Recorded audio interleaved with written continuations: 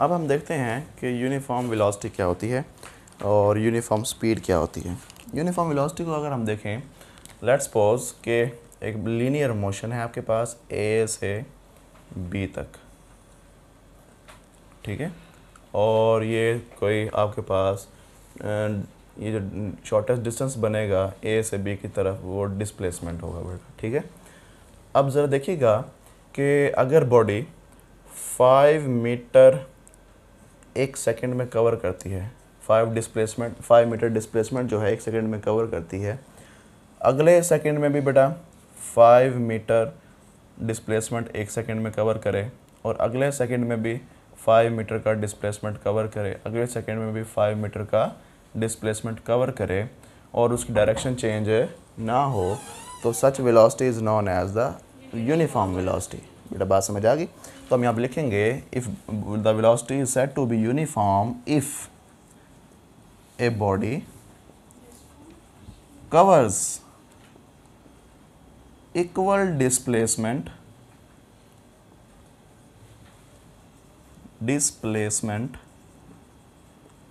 in equal interval of time, then the velocity of the body will be uniform. velocity of the body will be uniform। बेटा बात समझ आ गई? तो velocity of the body क्या होगी? Uniform.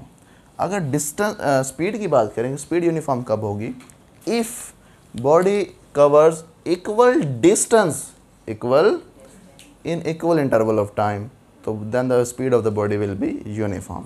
अब यहाँ पे डिस्प्लेसमेंट का वर्ड यूज़ करेंगे तो वेलोसिटी बन जाएगी, अगर डिस्टेंस का वर्ड यूज़ करेंगे तो यूनिफॉर्म स्पीड बन जाएगी। बेटा बात समझ आ गई? अब हम नॉन यूनिफॉर्म स्पीड की बात करें, या तो नॉन यूनिफॉर्म। यूनिफॉर्म का मतलब पता है किसी को क्या होता है?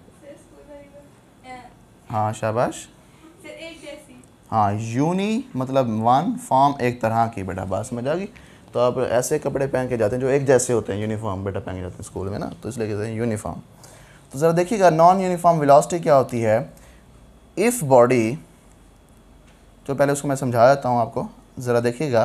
आपके पास 1 सेकंड का इंटरवल है, बॉडी ने 5 मीटर पर सेकंड की स्पीड डिस्प्लेसमेंट कवर किया बेटा 5 मीटर का, अगले 1 सेकंड में भी बॉडी ने 5 मीटर का डिस्प्लेसमेंट कवर किया, अगले सेकंड में बेटा बॉडी ने 3 मीटर का डिस्प्लेसमेंट कवर किया, अगले सेकंड में बेटा बॉडी ने 4 मीटर का डिस्प्लेसमेंट कवर किया। बेटा बात समझ? अगले सेकंड में बॉडी ने 7 मीटर का डिस्प्लेसमेंट कवर किया इन 1 सेकंड। बेटा बात समझ आ गई?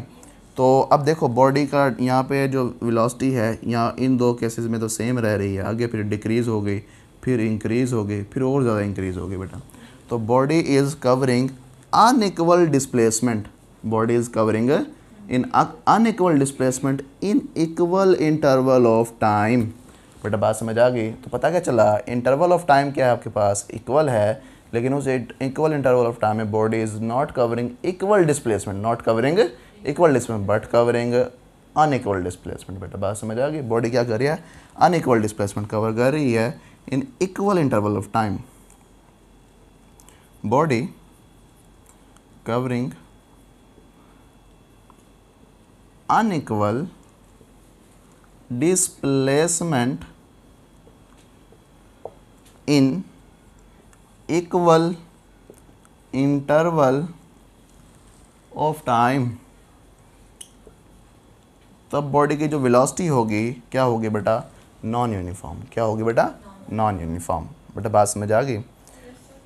अब कंडीशन हम एक पढ़ते हैं, वो कंडीशन क्या है बेटा? कि कंडीशन ये है कि body uniform, body velocity, body की जो वेलोसिटी है यूनिफॉर्म कब होगी? Uniform, condition for uniform velocity, ठीक है। हमने अभी दो वेलोसिटीज़ पढ़ी हैं, एक एवरेज वेलोसिटी और एक क्या पढ़ी है बेटा?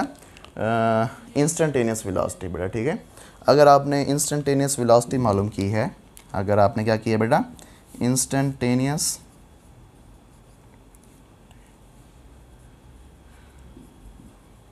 वेलोसिटी मालूम की है, अगर वो इंस्टेंटेनियस वेलोसिटी आपकी बराबर आ जाती है एवरेज वेलोसिटी के, किसके बेटा? एवरेज वेलोसिटी के, तो फिर जो आपकी वेलोसिटी होगी वो क्या होगी बेटा, यूनिफॉर्म। क्या होगी बेटा, वेलोसिटी क्या होगी, यूनिफॉर्म।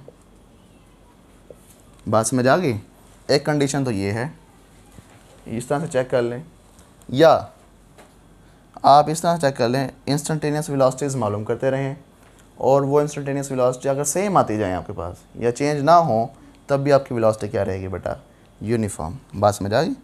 अगर हमारे पास इंस्टेंटेनियस वेलोसिटी आप मालूम कर रहे हैं,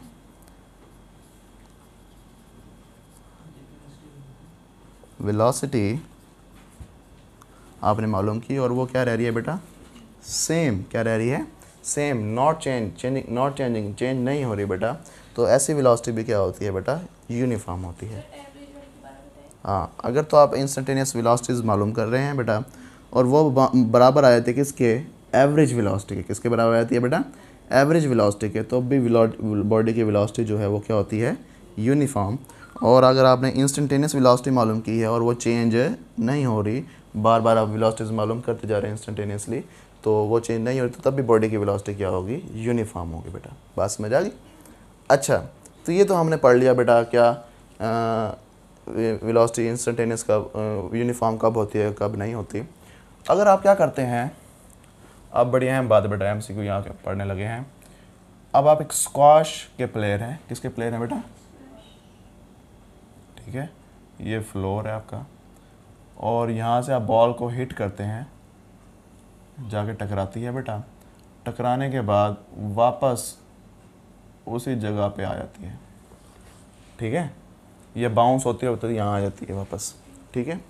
तो अब देखो इस दौरान जो बॉडी की वेलोसिटी होगी, एवरेज वेलोसिटी, वो क्या होगी, एवरेज वेलोसिटी बराबर होती है किसके, change in displacement over time के, टोटल डिस्प्लेसमेंट ओवर टाइम। अब इस कंडीशन में वेलोसिटी क्या होगी, ज़ीरो। एवरेज वेलोसिटी की बात कर रहा हूँ, इंस्टेंटेनियस वेलोसिटी ज़ीरो नहीं होगी, इंस्टेंटेनियस वेलोसिटी कोई ना कुछ वैल्यू होगी बेटा उसकी, लेकिन एवरेज वेलोसिटी लेंगे तो वो क्या होगी, ज़ीरो। अब ज़रा देखिएगा कैसे। अब बेटा देखो, जहाँ से हम चले थे टकराने के बाद वहीं दोबारा आ गए हैं, तो डिस्प्लेसमेंट इस केस में कितनी होती है, ज़ीरो। क्यों ज़ीरो होती है, क्योंकि डिस्प्लेसमेंट की डेफिनेशन हमने क्या पढ़ी थी, change in position, change in position is known as displacement. अब जहाँ आप चले थे वहीं दोबारा आ गए, पोजीशन में चेंज आया कोई, नो, ज़ीरो चेंज। तो फिर ज़ीरो चेंज होता है तो डिस्प्लेसमेंट है ज़ीरो, तो डिस्प्लेसमेंट ज़ीरो तो एवरेज वेलोसिटी भी ज़ीरो। बेटा बात समझ आ गई, नहीं आई तो फ़ौरन पूछ लो। अच्छा, अगर यह बॉडी कोई सर्कुलर मोशन परफॉर्म कर रही है और एक कंप्लीट रेवोल्यूशन के बाद अगर हम उसकी वेलोसिटी मालूम करें, तब भी वेलोसिटी क्या होती है, ज़ीरो होती है, ठीक है बेटा। अब ये देखो, अब जाते हुए वेलोसिटी कुछ ना कुछ होगी, v1 लेट्स सपोज vi, या v1 कर लें, या वापस आते हुए भी कोई ना कोई वेलोसिटी होगी, वो क्या होगी, v2। अगर इन दोनों का सम लें v1 प्लस v2, वो क्या आ जाएगा बेटा, ज़ीरो, क्योंकि दोनों इक्वल मैग्नीट्यूड होंगे, लेकिन डायरेक्शन दोनों की क्या है, ये इस तरफ जा रही थी और वापस आते हुए इस तरफ थी, तब भी दोनों का सम क्या आ जाएगा, ज़ीरो। बात समझ आ गई, नहीं आई तो पूछ लो। अच्छा जी बेटा, अब आपसे MCQ पूछा जाए, ये इस तरह से पूछा जाए कि भाई आप बताएं क्या ऐसी पॉसिबिलिटी भी है कि बॉडी की जो स्पीड है वो यूनिफॉर्म हो, बॉडी की स्पीड जो है यूनिफॉर्म हो, बट हैव वेरिंग वेलोसिटी, उसकी वेलोसिटी क्या हो, तब्दील हो रही हो, वेरी कर रही हो बेटा। बात समझ आ गई, वेरी का मतलब होता है चेंज होना। तो yes, there is a possibility कि अगर आपकी बॉडी किसी सर्कुलर ट्रैक के अलॉन्ग मूव कर रही है ये, और उसकी जो स्पीड है वो क्या है बेटा, कांस्टेंट है, चेंज नहीं हो रही, इस तरह से बॉडी मूव कर रही है बेटा, ठीक है, उसकी स्पीड चेंज नहीं है विद कांस्टेंट स्पीड। स्पीड क्या है यहाँ पे बेटा, कांस्टेंट है, यानी कि वेलोसिटी की जो मैग्नीट्यूड है वो क्या है बेटा, कांस्टेंट है, लेकिन उसकी वेलोसिटी क्या है, वेरिंग है, चेंज हो रही है। कैसे, अगर हम इस पॉइंट के ऊपर वेलोसिटी मालूम करें तो उसकी डायरेक्शन ये होगी, समझ आ गई। इस पॉइंट के ऊपर वेलोसिटी की डायरेक्शन मालूम करें तो वो ये होगी, ठीक है। इस पॉइंट के ऊपर वेलोसिटी की डायरेक्शन मालूम करें तो वो ये होगी। अब देखें, हर लम्हा ब लम्हा वेलोसिटी की डायरेक्शन क्या होती जा रही है, चेंज। वेलोसिटी की डायरेक्शन चेंज होने से वेलोसिटी चेंज हो रही है, क्या हो रही है बेटा, चेंज। हालांकि उसकी स्पीड तो कांस्टेंट है, स्पीड कांस्टेंट है, लेकिन डायरेक्शन क्या हो रही है, चेंज हो रही है। दैट्स वाई कि वेलोसिटी ऑफ द बॉडी क्या होगी बेटा, चेंज।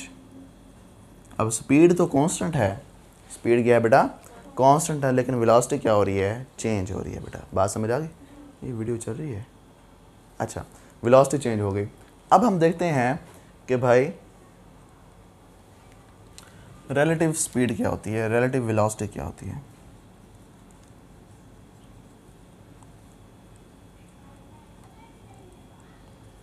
वेलोसिटी, अब देखिएगा कि आप एक भागे भागे जा रहे हैं, इस तरह से भाग रहे हैं आप, इस तरह से। एक और आपके दोस्त हैं, वो भी आपके साथ इस तरह से भागे जा रहे हैं, ठीक है, वो भी इधर भागे जा रहे हैं, वो ज़्यादा ज़ोर लगा रहे हैं। आपकी जो स्पीड है, लेट्स सपोज v1 स्पीड है, और उनकी जो स्पीड है वो v2 स्पीड है या वेलोसिटी है बेटा, ठीक है। Both are moving in the same direction, दोनों क्या कर रहे हैं बेटा, सेम डायरेक्शन मूव कर रहे हैं। रिलेटिव स्पीड क्या होती है कि एक बॉडी की दूसरी बॉडी के लिहाज से कितनी स्पीड है बेटा, बात समझ आ गई। तो इस केस में फ़र्ज़ कर लें कि आपकी जो स्पीड है वो है 5 मीटर पर सेकंड, ठीक है, और इनकी जो स्पीड है, इनकी जो है 9 मीटर पर सेकंड स्पीड है बेटा। बात समझ आ गई?